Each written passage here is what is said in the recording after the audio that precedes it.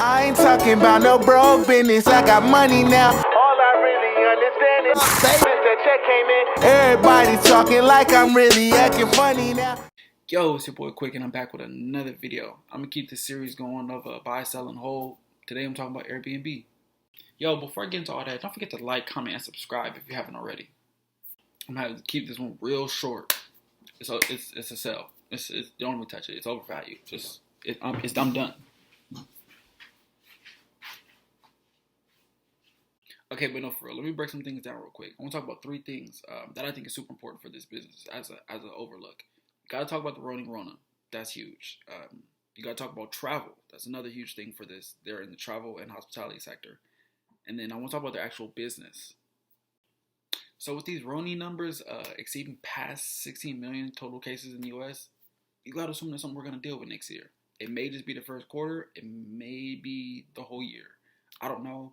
I don't have a crystal ball, but I'd put my money on dealing with that and having some repercussions with this stock next year for sure. So since we talked about the Rona numbers a little bit, let's get into the next thing, which is travel. Say checkpoint daily numbers from March 2019 to December 2020. 20 is this dark blue, 2019 is the black. March and April was down bad.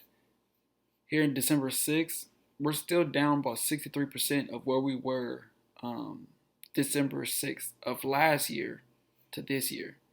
So numbers still haven't gone up all that much. Yes, they're up way high from where we were in March, but we're still down significantly from where we were last year as far as travel goes. And I don't see that getting much better in 2021. So that's just kind of the nature of the beast that you're dealing with. You're dealing with a travel and hospitality stock in a time when people aren't allowed to travel. Not something that I would put my money into, especially when you're not allowed to do this. And yes, there's pent up demand for people to travel. And yes, people will want to travel. I'm definitely one of those people who want to travel. I love to travel.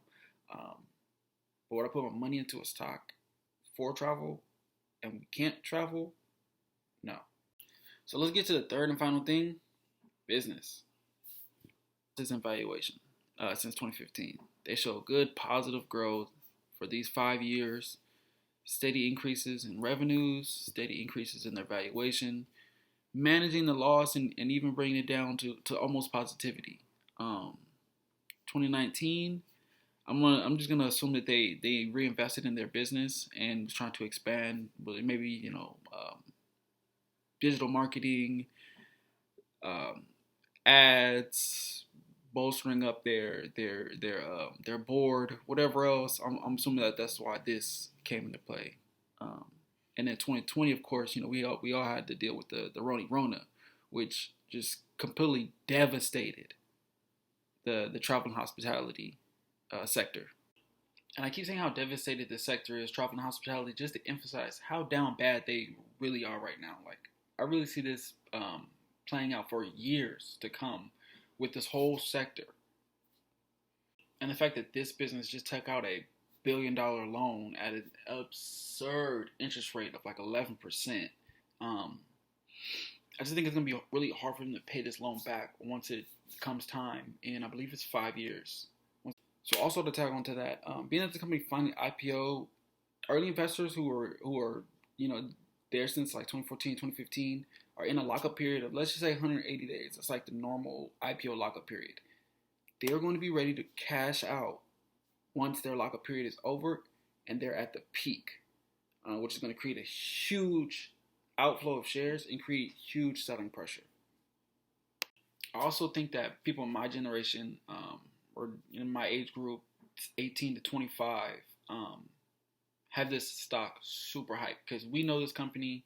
I feel like we use this company the most out of any like group you want to put together. I've stayed in several Airbnbs myself. I'm sure you guys have as well. And I just think that our familiarity with this company draws us to it as investors and people who want to buy the shares of the company. But I think that once the early investors, once they create that selling pressure, we'll see that, oh shoot, we're losing money because we bought in way high and they bought in way low, so they're making money. we'll see that we're losing money, and then we'll create more selling pressure because we don't want to lose money, and that'll create more selling pressure, eventually just pushing the stock down to pennies on the dollar for what you paid for it. So with that being said, there's my quick bearish thesis on this stock. It's definitely a sell if you have it. For me, something I'm not going to be touching at all. And yeah, that's it for me on this one. So like I said at the end of all my videos, I'm not telling you it's going to be easy. I'm telling you it's going to be worth it.